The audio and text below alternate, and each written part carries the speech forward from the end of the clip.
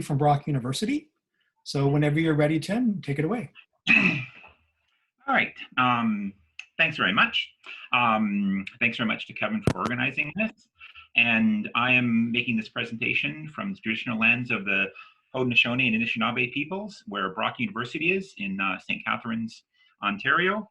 And a little bit of background, we bored a few of the technical people with these stories a few days ago during the practice, but Kevin and I actually did our undergrads together. I was a couple years ahead of him, so I was actually his TA in one of the stats courses years ago. So Kevin and I go way back. So when he asked me about presenting here, I wasn't sure what to really talk about, but then I thought, well, I've been doing something in my course for several years now that I've sort of jokingly called Stats Improv, just sort of making it up as I go along. And so what I do sometimes when I go into class or partway through is I'll tell them, like, I got nothing. What do you want to talk about? Now, of course, I'm just kidding. I'm not going to, make up everything here. I do have some things prepared, but I might make up some stuff later. But what do I mean by Stats Improv? Well, what I do is I will stop and I'll ask students for a topic. I believe the last presenter was just talking about how when he asks people what they're interested in, or when you find out what people are interested in. So I'll do this sometimes individually, like in an office hour, but often in lecture as well. It also works. And I will just ask students for a topic. I will force them to give me a topic, and I'll create a question in front of them. And then I'll sometimes even ask them to shout out numbers. You have to be careful. I reserve the right to veto numbers. So if we're doing a question about, IQ and someone shouts out 0.3, you can't do that sort of thing. But within reason, I'll provide a range, that sort of thing. So students give me a topic. I'll make up a question. We'll put some numbers in. And then I will solve the problem in front of them. I'm just doing stats live, I'll, joke, nothing up my sleeves, and tell them that this can actually be done. And one of the things that this does in the long run is it begins to instill in the students a sense that, you really can do this. It's not all, pre-planned, pre-made up examples where I know the answer before I even start. And I don't use it for everything. I do most of my lectures planned, so I'm not saying that I go in and make up every example. I often have prepared examples, with slides and where I know the outcome. But it's a bit of fun to just let things go where they take us sometimes. So a few disclaimers for context. I teach an introductory stats class, so the topics are pretty straightforward. Your standard intro class, central tendency, variance, z-scores, correlations, etc. So this probably wouldn't work well for advanced courses. I can't picture making up a question, having people shout out numbers and doing some multi-level modeling or something. But in an intro course, I think this does work pretty well. I'm old school. Watching the first talk today by Andy reminded me of just how low tech I am. These slides are actually quite complicated for me. I've chosen a bit of a background and some interesting font. My slides are normally just very plain. And I deal with hand calculations and often definitional formulas, because I like to explain what's actually happening in these in the formulas. And often I will tell students, okay, let's think about this formula, what it's really doing. So one example might be the old big ugly formula for correlation, where you have sigma xy minus sigma x sigma y over n. My apologies for the writing. Sigma x squared minus sigma x quantity squared over n, and sigma y minus sigma y quantity squared over n, and then the square root of all that. Because this lets me explain what correlation really is. And I'll try and break it down and get students to think about it in a different way. And I'll say a correlation is just a big fraction. Remember, we took sums of squares, so this is really just sums of squares of x here. And this is just sums of squares of y. So on the bottom, we have all the variability that's available to us. And what's on top? Well, this is just the covariates, sums of squares of x and y. So correlation is just a big fraction. Don't think of it as a complicated thing. Just think of it as a big fraction.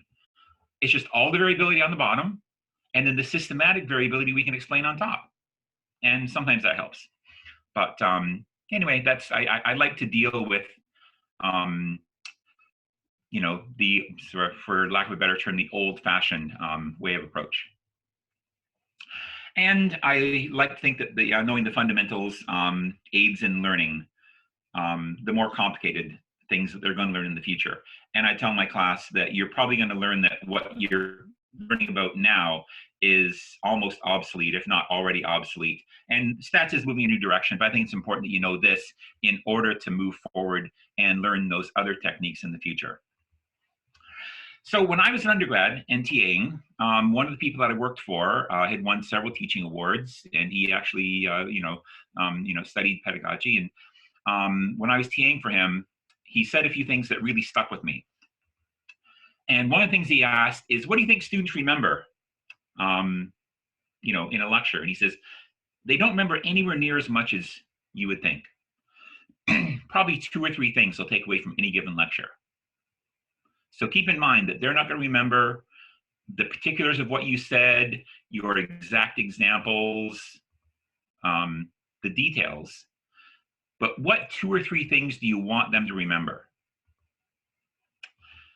The details of what you say don't really matter. They forget the details. They'll remember the big points. So make sure those big points are clear and that they know what they're supposed to remember. And in a way, this kind of evolved into my idea of stats improv, the idea that it doesn't matter exactly what you say precisely. As long as you have thought about what you want to say, what you want to get across, then it doesn't really matter. So my examples don't really matter. If they give me a topic, I make up a bad example or a good example, it doesn't really matter that much, because you can always work with it, and it's learning the process that's important. So a few of my thoughts on teaching. I think you can do something serious without taking it too seriously. So I try to keep the class fun and light, and improv is one of the ways that that I do that. Something else I mention to people is that it takes a lot of practice to look spontaneous. So this is not something that you can just really quickly do. It does take practice. It might not work very well the first few times you try it, but if you stick with it, it will help. And also, the thing about improv is that it's not really as spontaneous as you might think. Comedians who are gifted at improv, they do this a lot, and they have things in mind. They have techniques that they use. So it does take some practice to be spontaneous about this. Using examples that students are familiar with, I think, aids in their understanding. In the last talk, they said about how he likes sports, but sports don't work for everyone.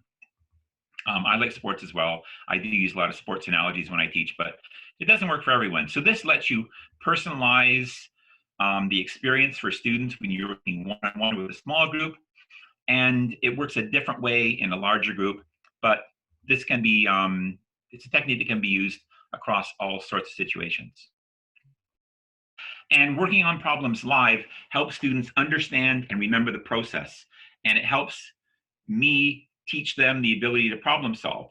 Because if I'm facing a problem for the first time and I don't know what the answer is going to be, then I will tell them, well, I'm watching out for this, and like I just calculated in the correlation. I've just calculated the sums of squares for x. Am I happy with this number? Well, in general, because it's positive, I know it can't be negative. If you get a negative number, you have to stop and go back. Things along those lines. And the other thing that I tell my students all the time is the work is the learning. I know that there is passive learning that can happen, but I don't think you really learn anything unless you've worked at it. And so I tell my class, I tell my students that you have to work at these things. And the more I can engage the class, get them involved in not just the receiving of the material, but the creation of the material, I think helps them, remember this much better, and it helps them really solidify their understanding and their interest. So you can do something serious without taking it too seriously. I think stats is a lot of fun. This is the first time I've given a talk about teaching stats. I've been asked in the past, but I always have said that I'm not sure if I could, because I'm not sure what I do other than just really like it. And I sort of drag the class along, with my enthusiasm sometimes. But if the students learn that solving problems can be fun, we treat them like puzzles or like games, we can let the students in on the fun that we're having. Some classes or students take real enjoyment in trying to come up with a topic that I can't make up a question about. They try to trick me, or think, well, he couldn't possibly make up a question about this, but of course I can, because it's there are just schemas that you develop after a while.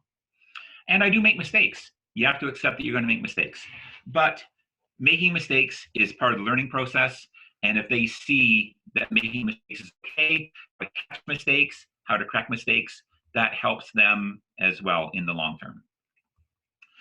So taking practical spontaneous, as I mentioned, it's not completely made up and unique each time. There are patterns. And so I've got schemas or templates in my head, and whatever topic they yell out, I can just fit that in.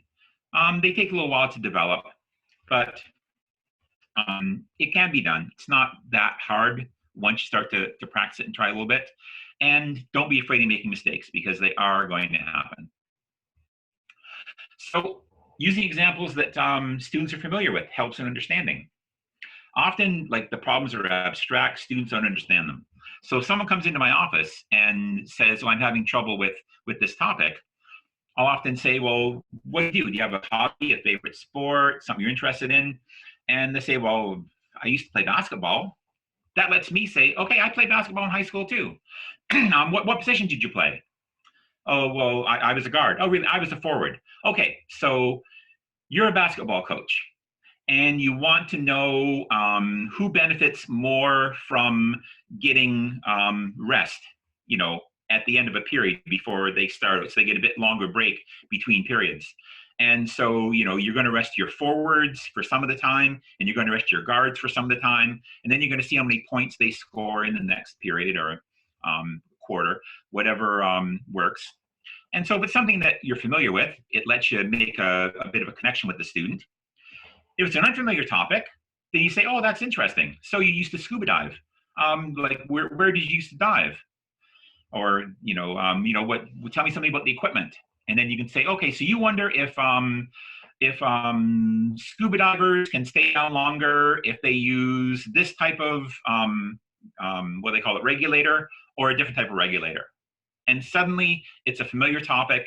They can picture what they're thinking about or what they need to think about, and it just helps make that connection and make it real for them. So this can work in lectures, small groups, one-on-one. It just, it takes a little bit of adaptation. So when I was explaining or telling about what I do to another professor who's very interested in pedagogy, he said, well, that's interesting. You must have read, this research. I said, no, not really. And he told me that there actually was research. And they looked at students reading solutions to problems or just being given solutions. They looked at students who were watched you write out solutions, watched you solve a problem you've done before, or watching you solve a problem you didn't know the answer. And not surprisingly, students watching someone solve a problem where the person doing the problem did not know the answer learned best, because they get to see the process. I use sort of a think out loud technique where I'll talk my way through the problem, and talk about what I'm doing, what I'm watching for. But it seems to help people learn. It helps maintain engagement. The students are more interested if they helped make up the question, because then they might want to know the answer. Or it lets me give them insight into test creation. I talk my way through the problem. I'll ask questions. I'll ask about what what I need to be doing now, what I need to do next.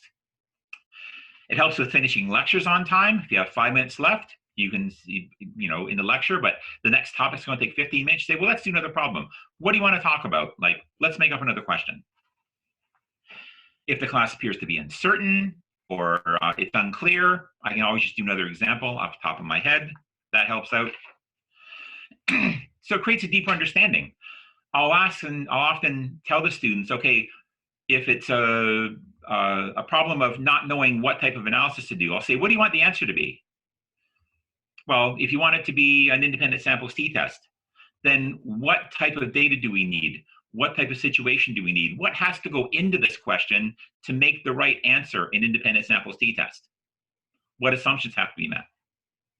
Remember, the work is the learning. You get them working on creating questions, not just answering questions, and it helps them in the long run. After I finish, I might say, now, what could we do with this question to make it a different right answer? So if instead of a correlated t-test, we want to do it within subjects design, what would have to change in this question to do that? Makes them reflect on the question, reflect on the process, makes them work harder at the topic. So how to start? This might not be for everybody. Start small, try one-on-one first, see how it goes, develop your repertoire of standard templates and schemas that they don't know are standard. And just don't be afraid to try. And how much faith do I have in this technique? Well, I was asked to do a convocation address several years ago. And part of it was improv. I asked the students what they wanted me to talk about, and it went just fine. But it went fine because it takes a lot of practice to look spontaneous. I knew a graduating class would ask about graduate school or jobs or work or getting on with life. And so I had rough answers planned for all of those. So it wasn't quite as spontaneous as it looked. And if all else fails and you need to capture the class's attention, let your dog take over. Because I see and I both apparently have clever dogs. They know how to lecture. So I think my time is almost up, if I'm not mistaken. So Yes. do you have any questions?